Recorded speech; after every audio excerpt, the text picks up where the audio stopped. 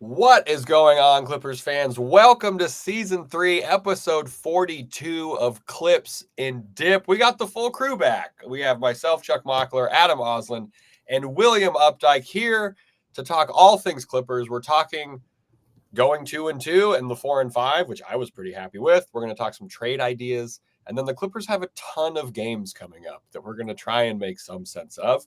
If you watched our last episode, thank you. That was the Lakers preview. Pretty much nailed everything in there from Will and Adam's point of view. So great job on that, guys. But if you want to watch our stuff as opposed to listen to it, find us at youtube.com/@ClippersPodcast. Will, Adam, how the hell are you guys doing on this very sunny Friday evening in Los Angeles? Ready for the week to be over. But I bet the Clippers are too. 4-5, absolutely brutal. And it's not over yet. The schedule is unrelenting. But hey, maybe we'll get an all-star nod out of all of this. Who knows? I like that you said unrelenting. And yeah, Norm was on ESPN today, which was awesome. Adam, do you want to break the news about what's happening later today? Okay. I'm not ready. I can't get there yet. All right, fair. Adam, how are you doing? You've been busy with the 4-5. Yeah, I did ask Law Murray pregame yesterday. I was like, do you know what day it is? Because it's one of those type of weeks. But I said if they go 2-2 with a win over the Lakers, that is successful. And even though the second half of the game last night was a little bit disappointing with the effort, they still pulled it off. So I think they're in a good spot. Yeah, the 4-5, Will and I were talking about this last night. It was at home at least, which is nice, right? There was no travel thrown in. I'm not trying to justify the 4-5 here, but thanks for the hookup, Adam. Silver. Yeah, the good part, they beat the Lakers. Kawhi looked awesome. He dunked. Zoo looked good. Like that, I think you're right. 2-2 with the win over the Lakers is great. But that game against the Celtics was one of the more fun losses I think any of us will have ever watched. That would have been one of the best regular season wins of the Ty Lue era. And that's saying something because they've had a 35-point comeback, second biggest in NBA history. That would have been an all-timer. The drubbing, though, of the Celtics by the Lakers, does that take anything away from that? Near win. I'm going to call it a near win. Could call it a near loss as well, but it's a near win in my book. Does that take anything away from that for either of you fellas, or are you still the same? No, because that happened because the Clippers pushed them to the break the night before and made them go they did. Overtime. I was so annoyed. I knew the Lakers were going to beat them last night. I'm like, okay, the Clippers wore them out. They softened them up, and now the Lakers get to beat them. Tatum played what, like 43 minutes? Yeah. It was incredible. If you miss that game and you're able to replay it, just watch the fourth quarter. But the starting five of Kevin Porter Jr., Terrence Mann, Amir Coffey, Derek Jones Jr., and Mo Bamba. The future is now. The future is now, everybody. I had some thoughts about this Celtics game. I want to fire off the craziest one first. And I know there's some people on Twitter who agree with me on this. Kobe Brown. Yes, he's a little old for where he's at. Will doesn't like where I'm going with this.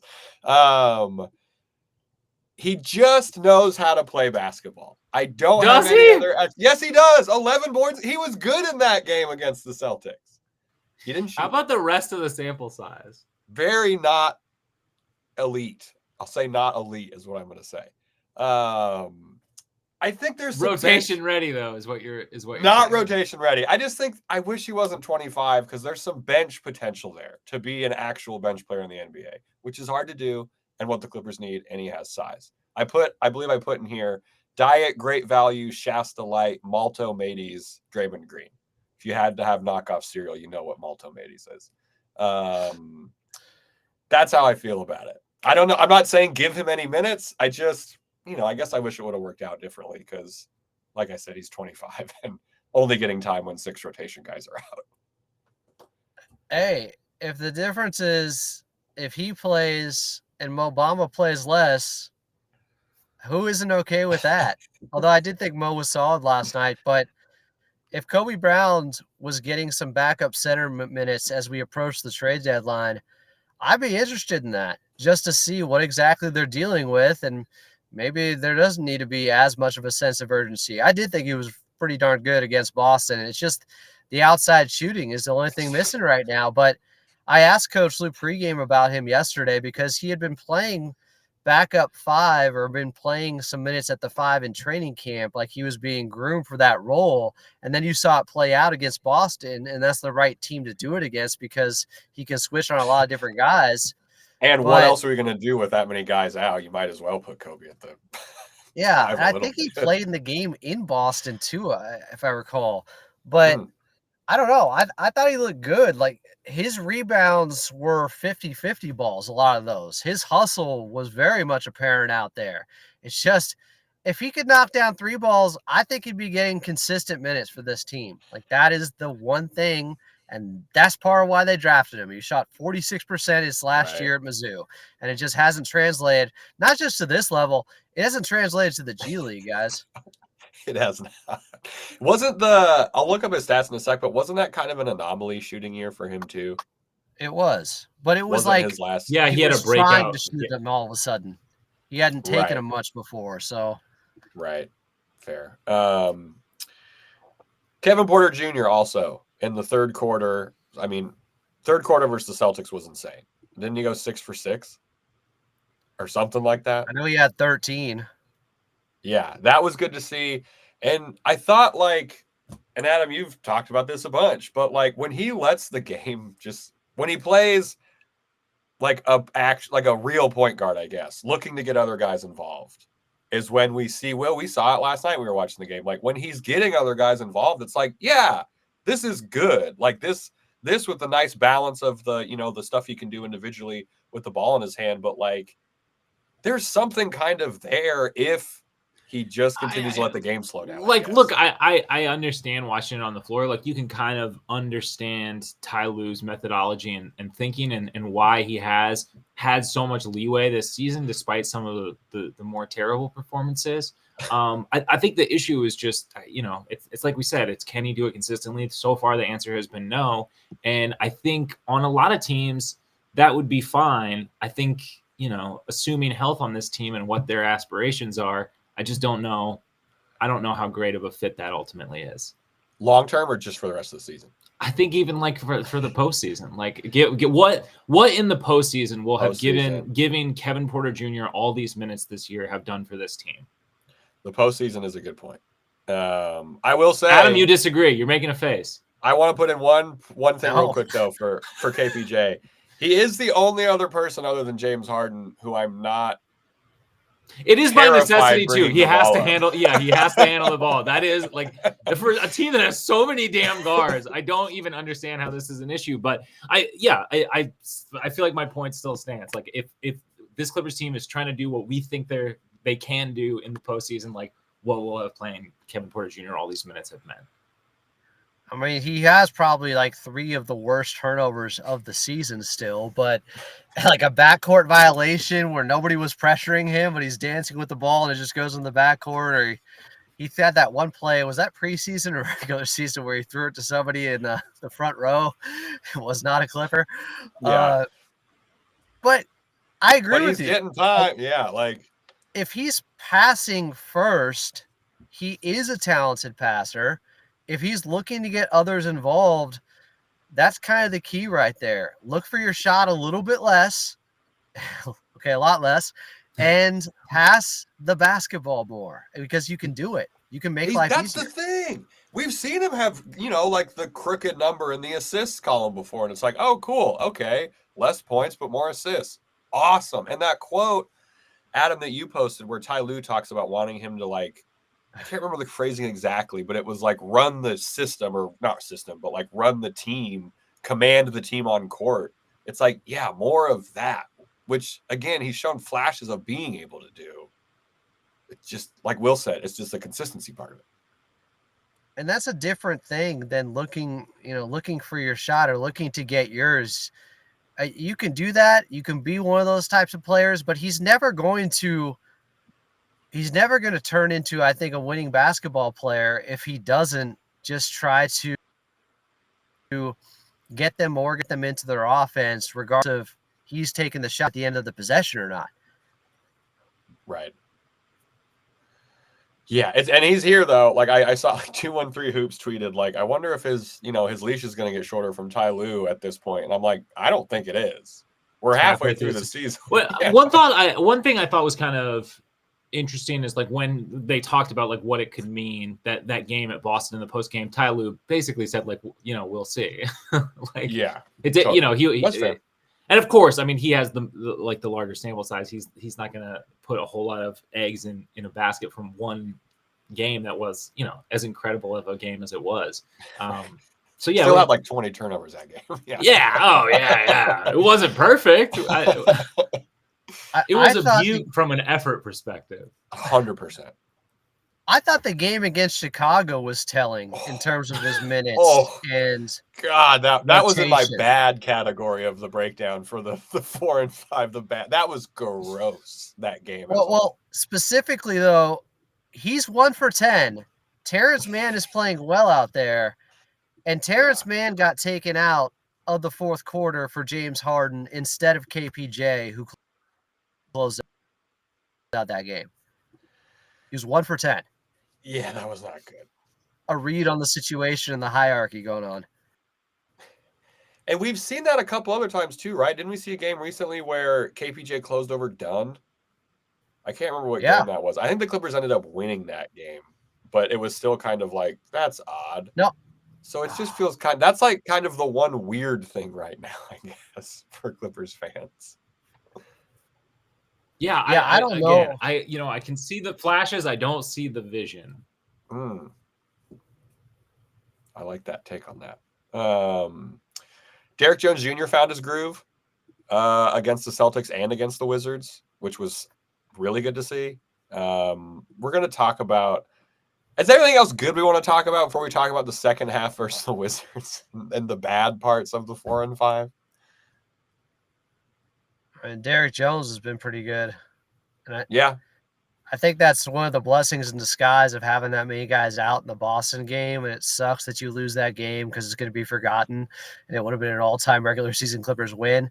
But it gave him the ability to get up 20 freaking shots, which got him out of his shooting slump. And it carried over until the next night.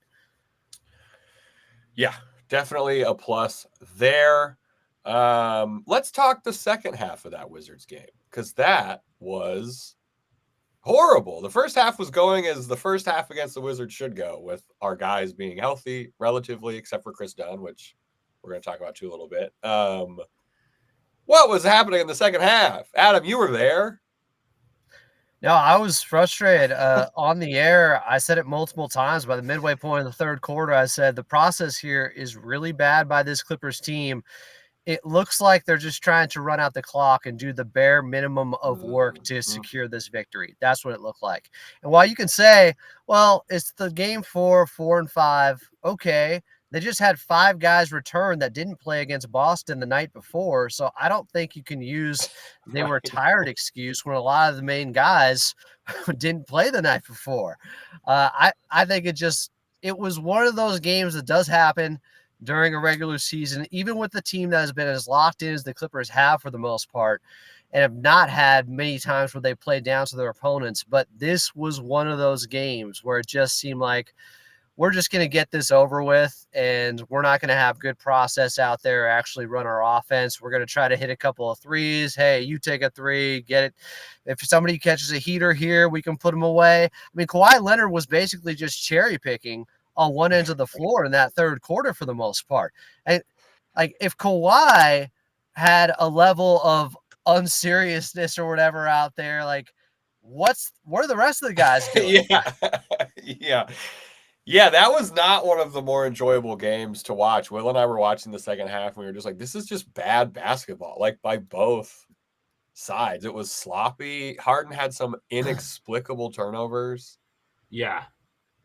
I don't know. Yeah, it was ugly basketball. And it started out so well. It's interesting, this Clippers team, the way they can get off to hot starts like we didn't see as much in the 2-1-3 era, and then it really sort of tapers off. But it did look, I mean, it just looked like a lack of focus out there, and then the effort on the defensive end is not what we've seen as of late. As you know, it looks a little bit more when they were a little bit more rudderless sort of in December. Yeah. Honestly, it's almost a credit to them that it stood out so much last night, how bad that third quarter was and how bad the fourth was, even in a game they win by 17, because it's just goes against everything they've showed us so far this season. But I'm telling you, other teams, you see way more of that basketball more consistently, and you might become numb to it. It really stood out from this Clippers team last night because they have been a really good squad when it comes to being consistent, especially on the defensive end. Yeah, I like looking at it like that. That like it really was kind of like jarring some of that third quarter basketball, which is refreshing because like I mean, even with other Clippers teams recently, you would just be kind of used to playing down to your opponent, that kind of thing. Thank God it was the Wizards though, because I think maybe any other team in the NBA might have been able to make the Clippers. It's probably coming back from that. Yeah, it was like a 12-point lead. I think it was that was in the fourth. They were up by 12, and it was just kind of like, this doesn't feel like 12 points. Like this feels like this could just slip away at any moment. Thankfully, I think it was Norm hit a couple big shots. Will, what's your level of concern with Chris Dunn missing 2 games with knee soreness in a row? It's concerning. I mean, it's less concerning with Kawhi back in the lineup. Just defensively, like we're not taking any sort of fall off there, and I think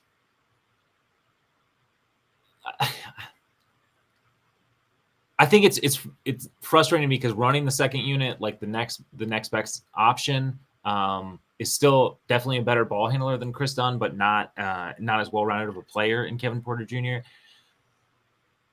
But I don't know. It's only a couple of games, so I'm not super concerned about it right now. Long term, it loses a lot of versatility, especially I think in closing lineups and what we want to do there from a versatility perspective. And we talked about this so many times that this team, just because of sort of the players and the construction, like there's not a lot of margins. There's not really as much interchangeability and versatility as we've been used to. So even losing like one aspect of that, and even if it's majority going to be minutes outside of closing lineups, like with the second unit, I still think that can make a huge difference for a team who is operating on narrow margins. Yeah, and there's a lot of games coming up too, in like every other day. Adam, I know we said Ty Lue kind of said he wasn't super worried about it yesterday.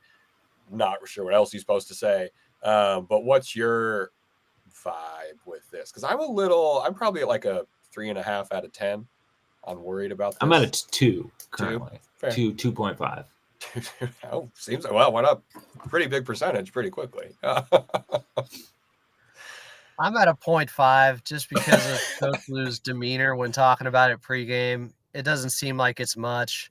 I think it's just he's been dinged up because he hustles so much. He's a madman out there defensively. With the territory. Yeah. It's wear and tear stuff, but I don't think there's any long-term issues going on right now. But he does have an injury track record in his past. So maybe, okay, you know what? I'll bring it up to a 1. See, everyone's been, Adam took a way bigger jump. I only had 25%. Yeah, 50%. Jesus, I can fear monger myself. Yeah, I was like, now that we mention it, all right. Last thing to say about this, I have a gripe about jerseys and court combinations. Real quick, if you guys. I already know what you're gonna say, but yeah. Okay, so the Clippers, when they went to Portland, wore red jerseys. They were in Portland. The paint of Portland is red. The whole thing is red. There's a bunch of red branding everywhere. Yesterday, the Wizards wear effectively the exact same shade of blue and red that is the Clippers blue and red. The Clippers paint is blue. There's blue everywhere. The Clippers are wearing white. Visiting teams should not wear the same color, I don't think at all, of the home team if possible, especially if it's the same color as the entire paint. I think it's insane. I may be the only one who thinks this, but it's just like we've lost the plot with jerseys and courts if we're having visiting teams matching the court of the home team that they're playing. So would you like more of those wacky alternate jerseys where like the Boston Celtics are wearing red Or the Bulls are wearing green. That Wizards jersey, isn't that Wizards jersey an alt jersey? Yeah. They shouldn't exist. Just like the extreme, the wackiest ones where it's like some of these City Edition uniforms this season that we went through the list, and it's like, what the hell is this? There are no colors that have anything to do with their team on here. That would actually maybe solve this problem because no other home team's court is like neon green or whatever the Jazz are using. So like that would be fine. But yeah, like using the same, like there's just the same color palette, it feels like, for a lot of these like non-City Edition alternates or whatever. So and it happens to be the same color. Did you want the Clippers then to be wearing their blue when they were up in Portland? Any other color than what the majority of the home court is. So yeah, blue. Yeah, but it's like if they wear the white, that's too similar to Portland, and typically the whites home are team wears the white. Yeah, so I guess they just have to wear the blue. Yeah, that's not hard. That doesn't seem that hard to me. That doesn't seem like that big of an ask, if I'm being honest. Right? And if you're Washington, why wear? Yeah, I was just like, what are we doing? It's just I do think these things aren't these prescribed by the league.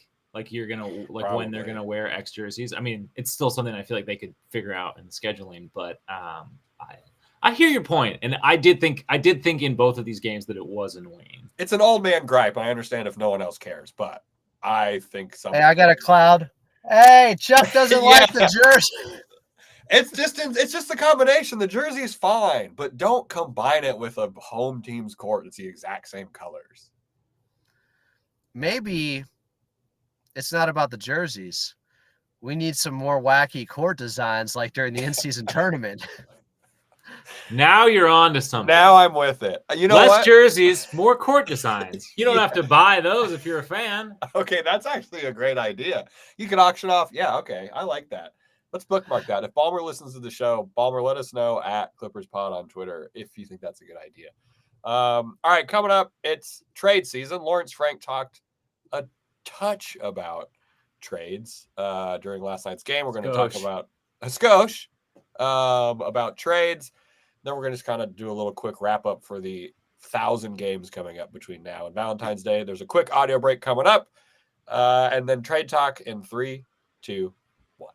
Welcome back into Clips and Dip. If you listen on audio, you might have enjoyed a ad there from one of our great sponsors. If you're watching, you just saw us all sort of pause for a moment, which is a fun moment that you can catch if you watch the show over at youtube.com/@ClippersPodcast.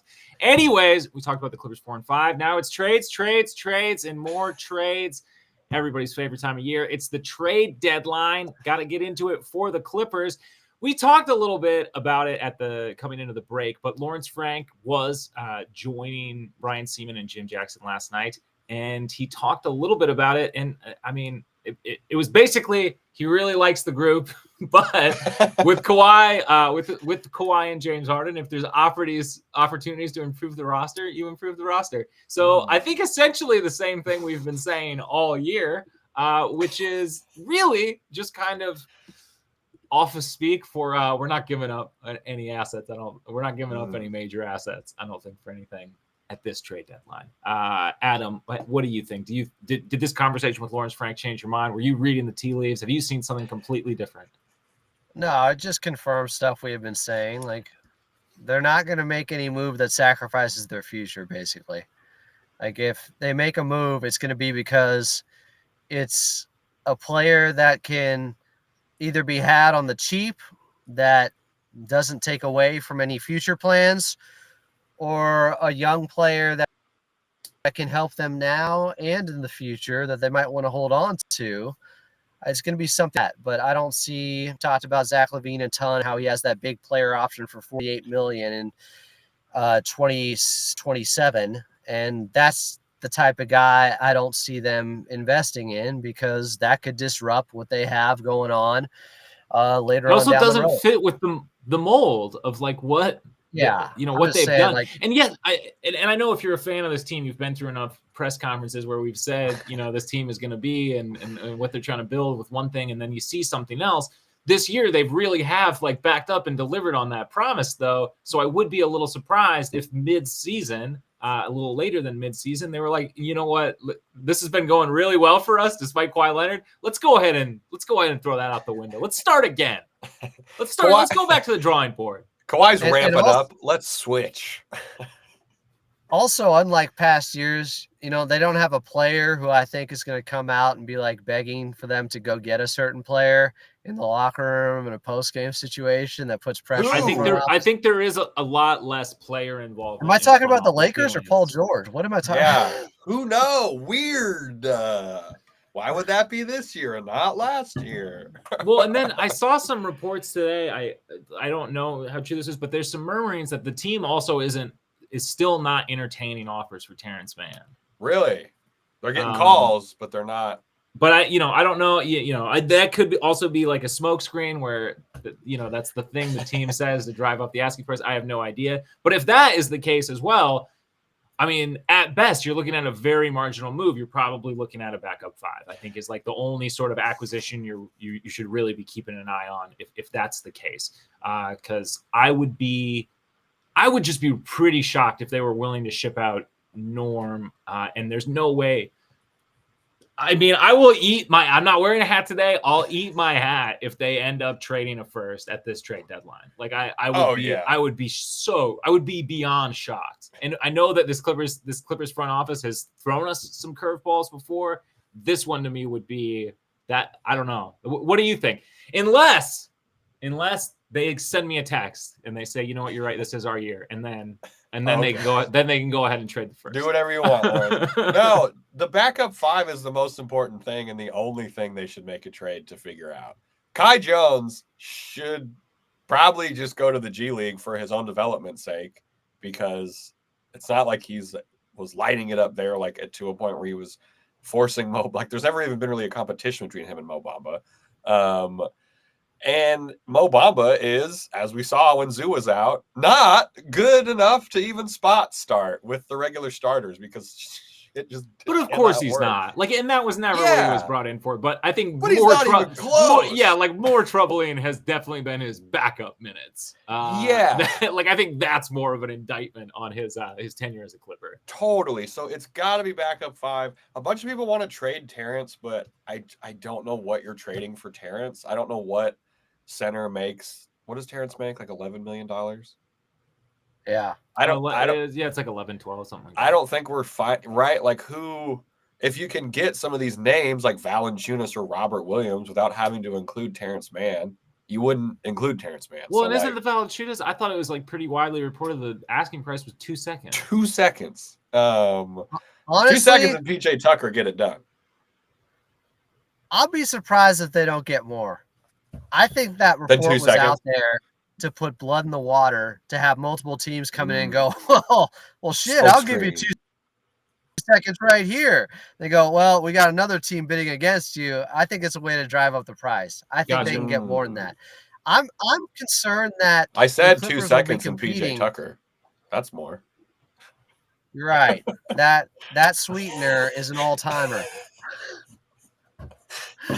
But I think the Clippers could be competing, unfortunately, with the Lakers backup bigs. After AD came out last night and he's demanding to go back to the 4, basically, the Lakers are going to be on the hunt unless they get like Walker Kessler or something, they might be going after Williams and Jonas Valanciunas. Both teams in LA might be after the same guy. And they have a lot more future assets to play with than the Clippers do. Will, you shared some Clippers second-round pick. Yes. Will, you shared some pretty interesting Robert Williams content. Did that change your mind at all on bringing him to the Clippers? Yeah, he's very disappointed that the Shrek movie is being delayed in favor of another Minions film. So, I mean, hey, as a lover of cinema, there's a spot for him on this Clippers team. Yeah, we need another. Patrick Patterson used to do like movie nights. We need another guy who can. He had like an early screening of Uncut Gems, and it was one of, I thought, like the cooler team moments where everybody was like, he had a picture of everybody in a small private theater watching Uncut Gems. He's like, man, getting your friends together before release, folks. Before release.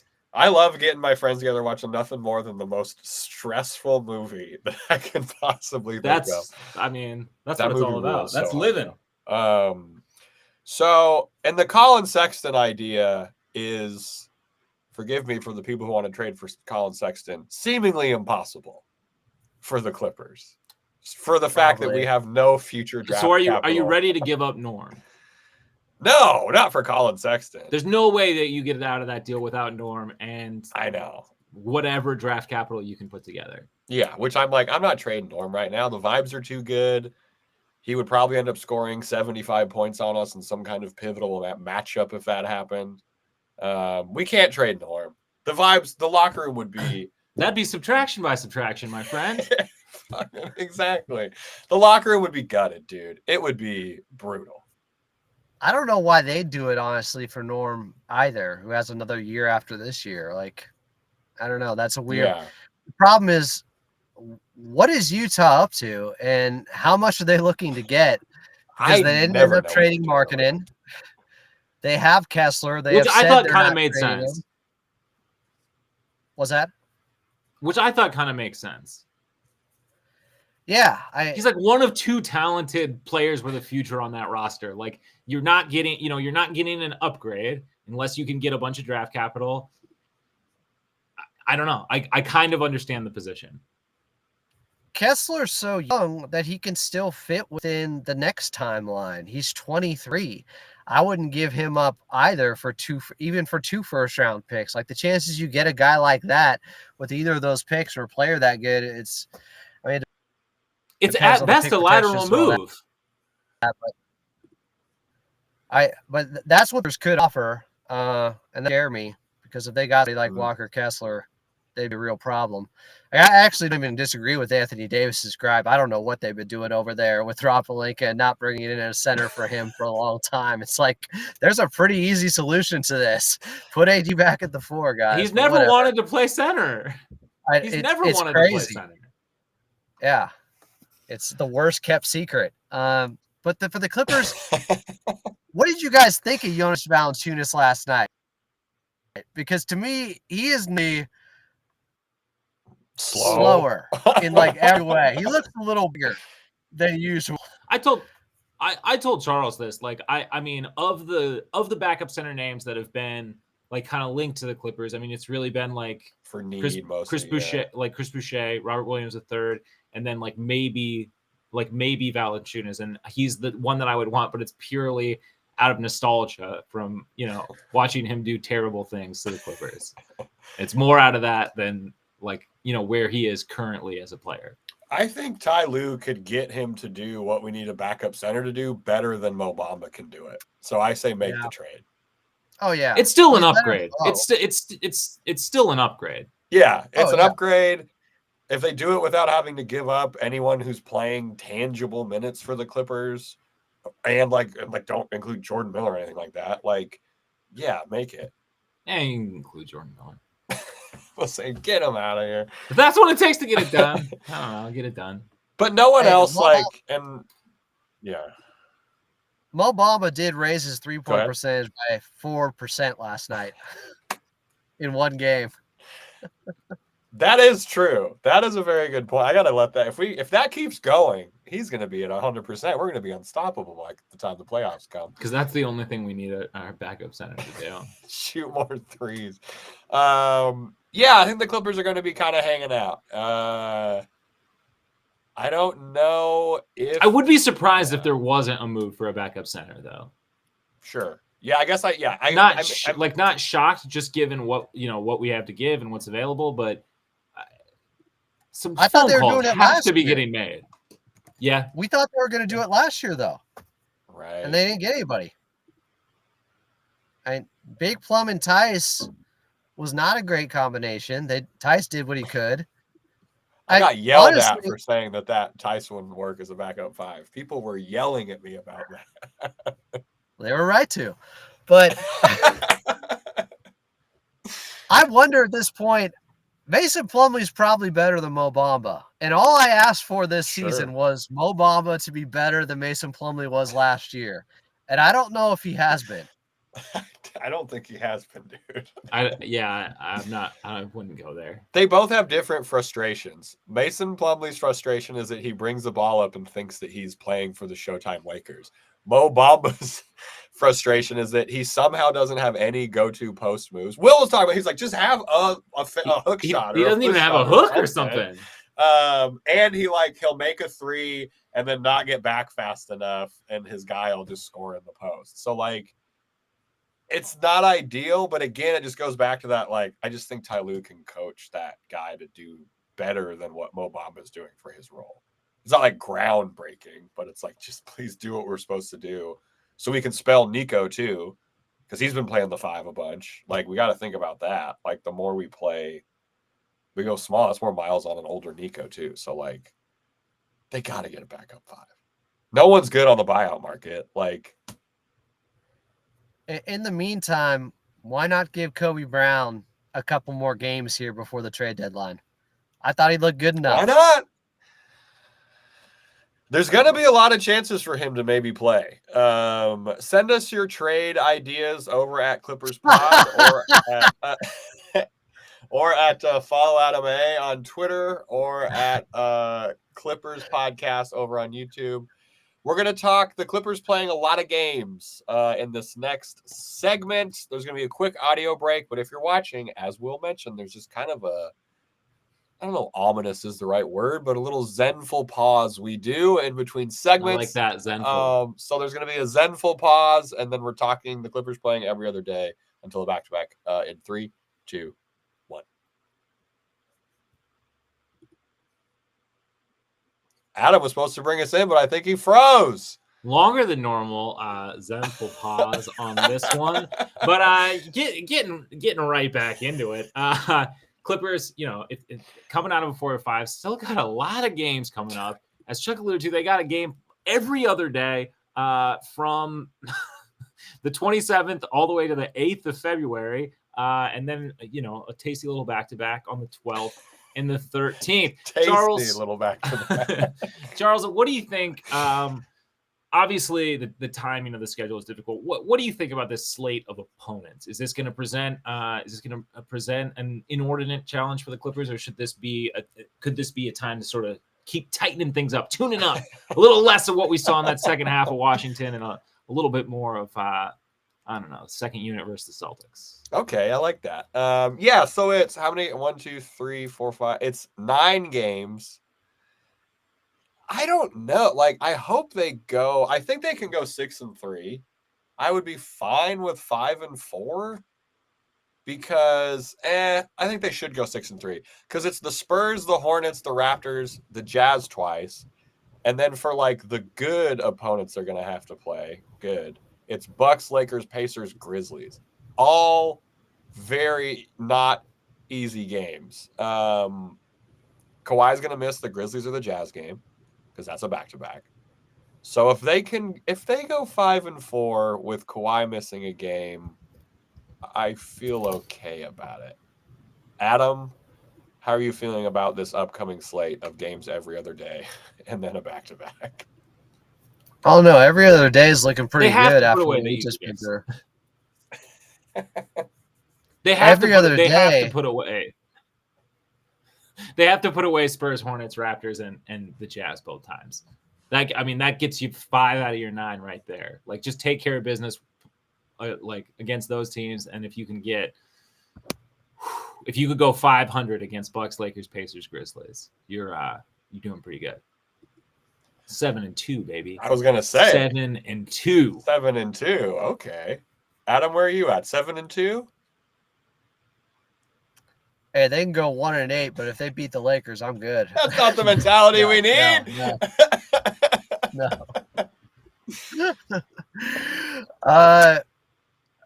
I'll sign up for 5-4 with a win over the Lakers. Of course. I would take that. You guys have too low a standards. 5-4 is not good enough. It's not good enough. These are the dog days. So I put that part in too, is that the All-Star break, like these guys, what we saw in that second half against the Wizards, like if we get any of that versus like, I don't think it's going to happen against, Lakers, Pacers, Grizzlies, Bucks. If we get some of that against the Spurs, that's a team that can be annoying and grab a win. I'm not really worried about the Raptors. The Jazz, I just get a hiccup with that just because we play them twice. And there's always kind of weirdness when you play a team twice in a short-ish amount of time. So I think there's maybe a chance we split that. Because again, there's probably going to be a rest day because one of the Jazz games is part of a back-to-back with the Grizzlies. So that's the 12th and 13th back-to-back. So we might see a big-ass rest day against the Jazz at some point. 6-3. I'm switching. I'm going to 6-3. Give me 6-3. I'm not saying it's a definite that they're going to win all those games, but they should. I mean, if they don't put away at least 4 of those, I'd say you got an issue. Oh, if they don't win 4 of the Spurs, Hornets, Raptors, Jazz, there's something going on. Yeah, I'm going 5 and 4. It's a tough stretch. It is in some ways. Absolutely, but 5 and 4. Iron sharpens iron, my friends. That's too close to 4 and 5. 4 and 5 would be a damn nightmare. Haven't the Spurs been playing really well? They're climbing up the standings. Yeah, no, they have been. You're not wrong about that. I feel like they're a better team than we're giving them credit for right now. And that Memphis game, Memphis is going to be pissed after what the Clippers did to them. Right. Oh, the Memphis game, that one I might be penciling in as a loss. I'm just kind of accepting there could be a bad road loss because road games are hard. Yeah. Okay. We're only a game and a half up on the Mavs. So right. If it goes 4 and 5 over that stretch, obviously it depends on what they do, but it seems like they're kind of getting some wind in their sails. Lively's hurt. Yeah. So that's a great segue into standings prediction as of at the All-Star break. What do you guys think the Clippers are going to be in standing wise? Right now, the Clippers are 6th. As Will mentioned, they are a game and a half out of the play-in, and they are 3 games out of the much wanted home court advantage 4 seed. Adam, at the All-Star break, where do you think the Clippers will be? I want to say they're still in the 6th spot. Okay. I'm worried about it, but I'm going to say they're right where they are because the Lakers have the Grammy road trip coming up. So they have some easier teams there, but they are out on the road. Maybe they chase them down. If they beat them in this upcoming game, that'll help them. If they beat the Lakers, they could be in the 5 spot. Why do we also have like a weird road trip during this time? Yeah, no one's ever gotten to the bottom of that. Yeah, why do we have a road trip too during this time? The Clippers also have a Grammy road trip, essentially. Yeah. It's like they just copy-paste the schedule from the previous year. It's the Kia Forum road trip. Okay. They got a lot of shows going on. So you're saying you're saying 5th? Nah, I'm gonna stick with 6. I'm gonna play it safe. 6th spot. Okay. Will, where do you think the Clippers will be? Unfortunately, I think they're gonna stand pat at 6 going into the All-Star break, and then it's real. The ball is just really gonna be in their court as to if they can make up enough ground. Yeah, I think the most likely playoff scenario is them in the 4-5 matchup. I'm not gonna say where that by the All-Star break, right? Yeah. Yeah, I think if they're going 6-3 with, as Adam said, one of those wins being against the Lakers, I think they could take the 5th spot. It's not out of the realm of possibility. They're right. We're tied with the Lakers effectively. Yeah, I'm going to go 5th with a question mark on it. And I feel okay about it. Could depend on Kawhi's minutes. Oh, yeah, we didn't really touch on that. It seems like that Ty Lue gave a coy answer in regards to Kawhi's minutes restriction, which means I think by February, that's probably done with, would be my guess. And I did make fair. I made a stupid prediction that I think he's going to go up with his minutes tomorrow against Milwaukee. Oh, wow. I have no basis for this. Outside of, before the game last night, you talk about Coach Lou being coy. He had said he couldn't remember when it came to whether or not they've extended his minutes limit, and he was still at 24. So it kind of made me think, is he that close to getting to 28 or to getting to 30 minutes? Not to 35, but to 28 or 30. I could see that tomorrow. 30 tomorrow, yeah. I mean, well, the Bucks are good, so we will probably need 30 minutes of Kawhi. Yeah, I like that idea. Yeah, he's not going to jump 10 minutes, though. That'd be crazy. And that was the other part about the Lawrence interview. He made it very clear as he could, that basically what Adam just said. He's not jumping up to 35. Like, this is a progressional minutes restriction lift. So, yeah, I think 30 minutes in the next week, couple of games. Well, they play so many games. Like, I think that's definitely on the horizon. Lawrence did say he's in the final phase of his rehab phase. That was the wording. I like that. The end is in sight. The end is near. The end is nigh. All right, that about wraps things up. We're going to be doing some post-game lives in the coming days because there's a bunch of games. We're going to do a full episode when we get that all figured out. Will, where can people leave reviews for this podcast, or perhaps go even further and want an alert every time we put out an episode? Oh, yeah. So if you wanted to review this podcast, you could do that over on Apple Podcasts or Spotify. You can even leave comments over on Spotify. I don't know if people have been doing that, but you should. But if you want to get just a fresh update on where this show is going, catch us live after games, and just check us out on video. You can do that over at youtube.com/@ClippersPodcast. But however you consume the show, we appreciate you. We absolutely do. And before we get out of here, Adam, as the sun sets on your car, we need one positive thing for these Clippers fans heading into the weekend. So Milwaukee's been playing some pretty good ball. They're 8-2 their last 10 games, but you look at the opponents, it makes it a little bit less impressive. I'm not saying big frauds, but I am saying their offensive and defensive rating that has been both top 5 the last 10 games. It's probably a little bit inflated. They haven't played a lot of good teams, and in fact, the best team they played in the Knicks during that stretch, they got beat up. So I think it's a big game for the Clippers tomorrow, and a game they have a great chance of winning. There we go. From Adam's mouth to the Clippers God's ears. Thank y'all for hanging out. Have a good rest of your weekend. Everyone stay safe. It's supposed to rain, which hopefully that's the good rain and not the bad rain. And yeah, we will talk to you later. And as always, let's go Clips.